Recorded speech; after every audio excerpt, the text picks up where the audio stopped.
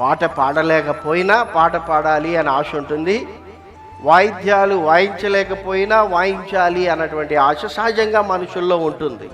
ఎందుకంటే ప్రతి మనిషి కూడా మ్యూజిక్ను ఇష్టపడతారు. పై వచనాల్లో మనము చదువుకున్నాము, వీరికి దేవుడు ఏమిచ్చాడంట? వీణలు ఇచ్చాడు.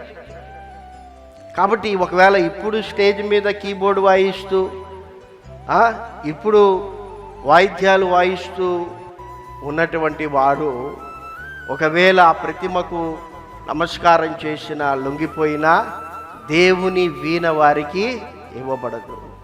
ఇప్పుడు వాయిద్యాలు వాయించడం రాకపోయినా, పాటలు పాడేది రాకపోయినా, నీవు ఆ ప్రతిమకు నమస్కారం చేయకుండా, ఆ క్రూర మృగమునకు నమస్కారం చేయకుండా, ఆ ముద్రను వేయించుకోకుండా ఉంటే పరలోకంలో నీకంటూ ఒక వీణ ఇవ్వబడుతుంది. హల్లెలూయా.